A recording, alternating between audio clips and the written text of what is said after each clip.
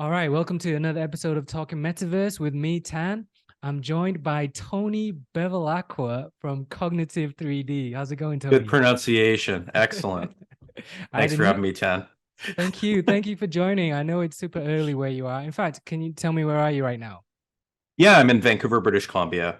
So yeah, we're just above Seattle is where we're located. Yeah, I've been there a Yeah, few times. awesome. Love it. Great city. Great city.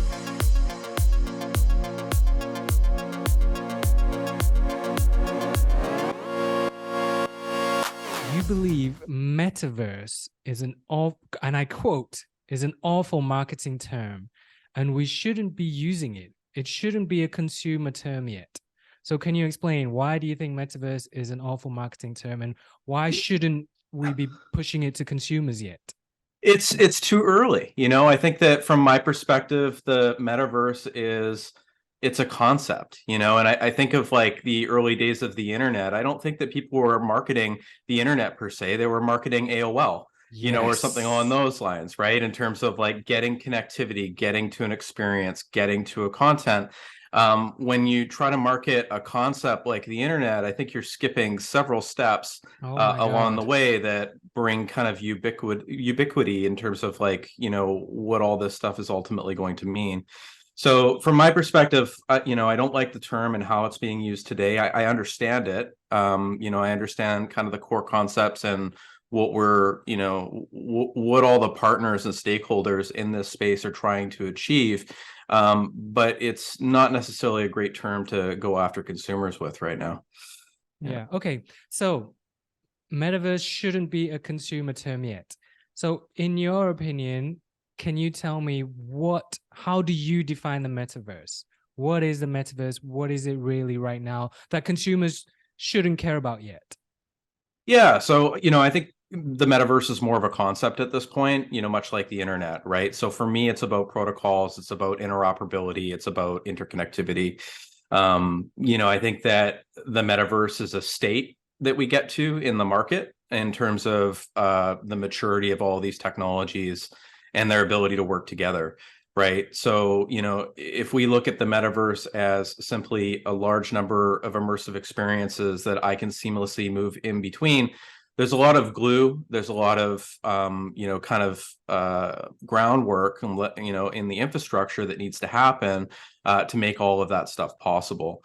And so, the ability for you to seamlessly transition your avatar between worlds, that's a huge problem. It's actually a really, really difficult problem. And it's more so than, just being able to have like an avatar or an SDK to support an avatar. It's more so on the ability to have, content that you don't necessarily own, or the ability to acquire content you don't own very quickly, so you can seamlessly move between it. A good example would be, if we think about early internet, you could just browse to a web page and it would load. And sometimes it would be slow, but sometimes it would be, reasonably quick. But, if you went to a web page and you had to wait, an hour and a half for it to download, that would probably be a pretty poor experience. And that's kind of where we're at in terms of the state of the internet with really high end content. These things are big, they're typically downloaded ahead of time, as opposed to streamed. And there's challenges there in being able to create interconnectivity between 3D content. So, do you think for it to be ubiquitous, to get to that level of mass adoption, is it the hardware that we need first? Is it like 5G that needs to happen? I think 5G is important. I think that that's a good question. I think that the bandwidth definitely exists. I think that 5G opens up, super low latency, super wideband, opportunities to download and stream content quickly. I think that we have a lot of that in broadband, but I think you and I are very lucky in, our ability to access, high quality internet and have that available to us. I think that edge compute is going to be really important, and having these content experiences really close to you. Um, maybe even in the home. It really kind of depends on, how things shake out. Do you think the developers and the software people are waiting for the hardware, or do you think the hardware people are waiting for some kind of killer app? What's Yeah, gonna I think it's a, I think it's a bit of both. You know, the hardware is getting really mature. You know, we're starting to see a lot of the challenges that, you know, when I started off, I think it was 2015. So even in this industry, I was a little bit late. But you know, we started to see a lot of the challenges on the hardware side go away. We're seeing, you know, lower weight, better battery life, you know, higher quality content that's available on the devices, that sort of thing. You know, I think that content providers are looking for addressable market. So, you know, they need to be able to, you know, pay for their engineering teams, hire the right people, and be able to sustain a business. So, you know, I think they're looking for critical mass from that particular perspective. That being said, you know, there's a lot of really exciting momentum happening this year with the number of devices that are coming to the market and the maturity of those devices that are coming to the market as well. So I think we're going to start seeing, you know, kind of critical mass, you know, as we kind of like actually fulfill, you know, what folks, you know, thought virtual reality could ultimately be. If we can, I would like to get a little bit philosophical just for a couple of minutes. You must have imagined how, if we take this to the extreme, if we push this as far as it'll go, that means we're going to simulate the real world. I mean, does that follow? Because I asked this to a lot of people, like, especially in this industry, what we're trying to do is, okay, at this point, we're just trying to build, we're mapping cities, we're trying to bring this to life, and then we're trying to make the world, the VR world, as realistic as possible. Where does that go if we push it to the Yeah. max? Then we're Yeah. creating a whole new simulation. We're just recreating this world. Yeah. I guess the question would be, do you have a good life? You know, and do you need to replace your life with a simulation? Is the simulation more interesting, you know, or more compelling than what you have in the real world, right? I think that that's kind of the ultimate question that I would kind of pose to somebody trying to figure out what their answer might be to that. From my perspective, I think the majority of Americans and people in North America, at least, you know, virtual reality is something that you would go and experience. It's hard for me to completely imagine where you get into a full Ready Player One unless the world, you know, arguably changes a little bit for the worse, and that you don't want to spend a lot of time, you know, outside the headset. I kind of look at the ultimate end game here is that, you know, you have headsets that offer a spectrum of, you know, mixed reality through to virtual reality, and you can kind of spin that up and spin that down depending on what you want. And the day-to-day use of XR is really around giving humans superpowers, right? So giving us context, giving us information, giving us the ability to understand the world better or have a better human experience. So I think that those are like the compelling use cases that would get the world to kind of adopt this technology. And I think that if you make it ubiquitous enough that you can kind of turn your immersion up and down depending on the experiences that you're enjoying, that, you know, it becomes less about VR versus MR. It just becomes, you know, immersive headset or something like that that can provide a wide range of capability. So that, I don't know, that's just kind of my immediate thoughts on that question. Yeah. Yeah. Okay, you said, is the virtual world more interesting than the current physical world?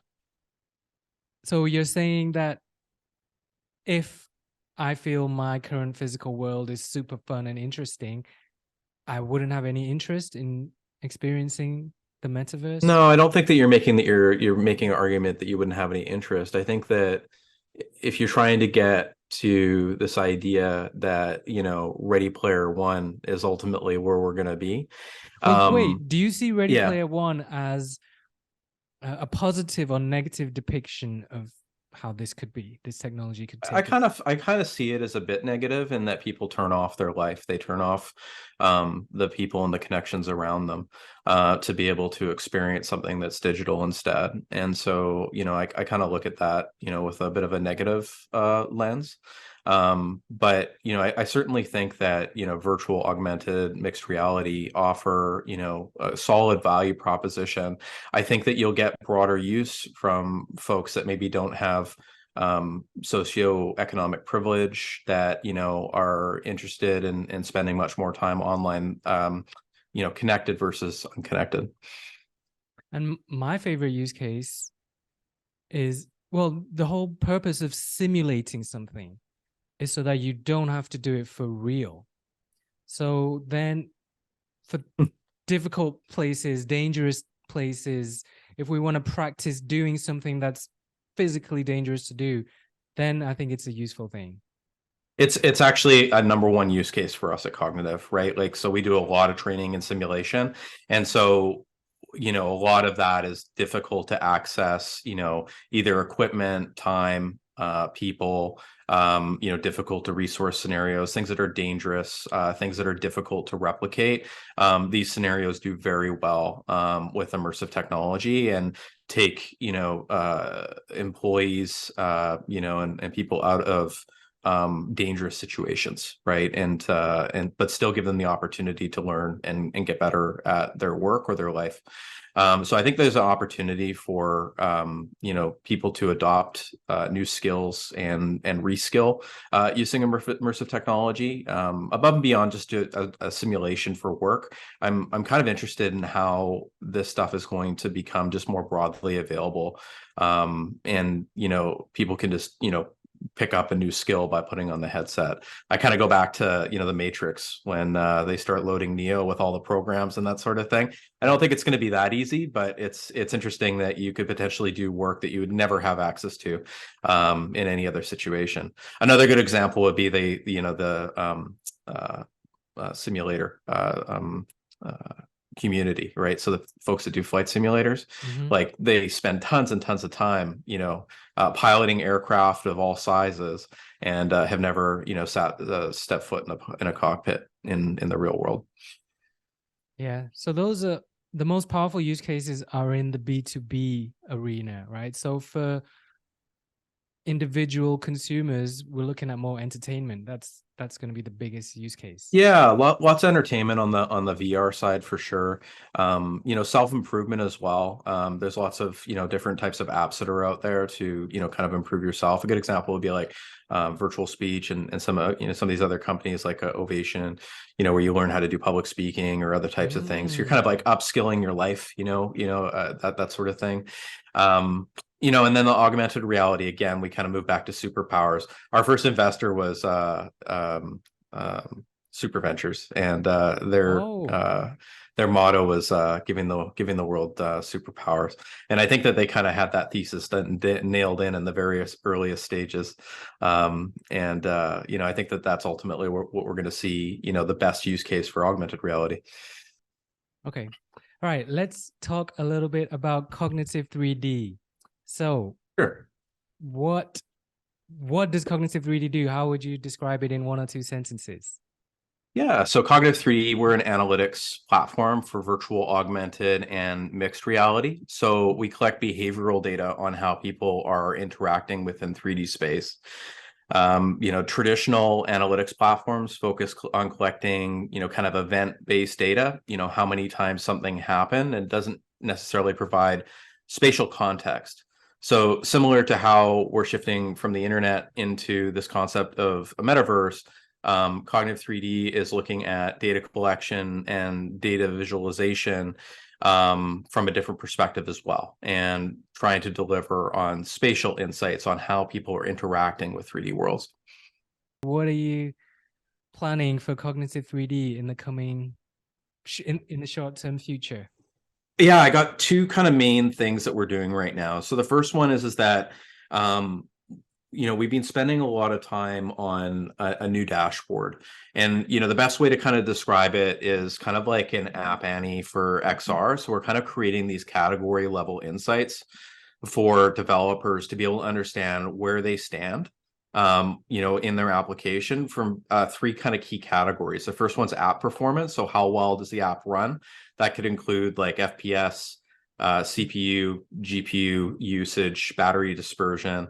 The second category is in comfort. So being able to understand like ergonomics, the different types of inputs that create a comfortable content experience.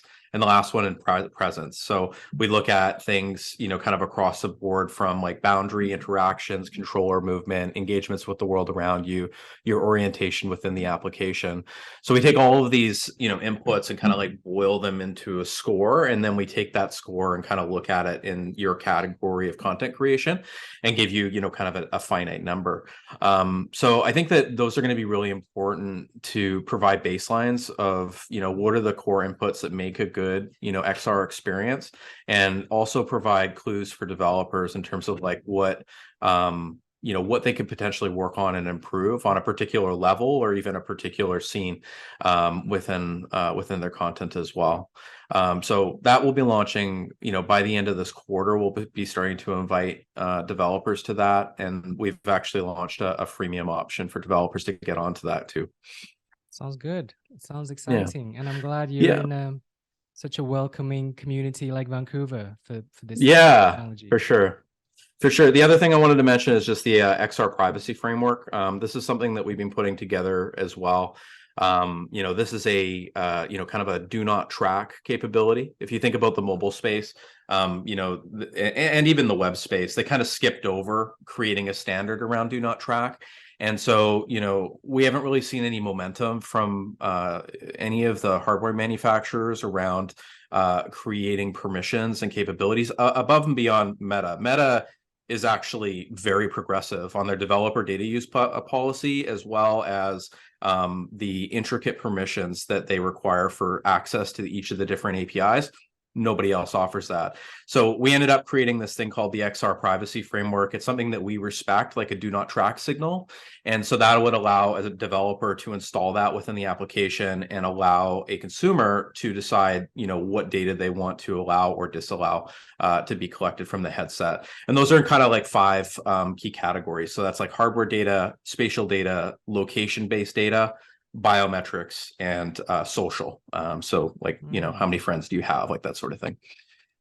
Again, I love how positive you are about like things that are commonly understood maybe wrong. Like you're saying Meta is progressive towards this kind of privacy and do not track. So they've got a bit of a bad rap, but yes. I mean, honestly, it's like they have they have the policies, they have the structure, they've got full-time folks that think about this stuff on a day-to-day basis, and they actually have, data use policies wrapped around their product. So I think that from my perspective, that's progressive, considering that a lot of the other manufacturers don't have these things yet. They launched eye tracking, and they're one of the few hardware providers that will require the user to opt in that the eye tracking is going to be collected by this developer for the following uses. And when you submit an app to Meta and you want to use that API, they have to approve your use, and it needs to be in compliance with the data use policy. So you don't just get carte blanche on, using this information however you'd like to. So I think that that's, really positive, and I'd like to see other hardware manufacturers pick that up too. Amazing. Yeah. I think Zuckerberg should see this. Yeah. I mean, honestly, they've got a lot of focus on them, and they've obviously taken steps. Awesome. Yeah. I can see the daylight coming up behind you. So I'm going to let sun is rising. And I'm going to let the sun is setting here. Well, it's pitch black here now, but I'm going to let you get on with your day. Thank you so much, Tony. Yeah, appreciate your time. Thanks for having me.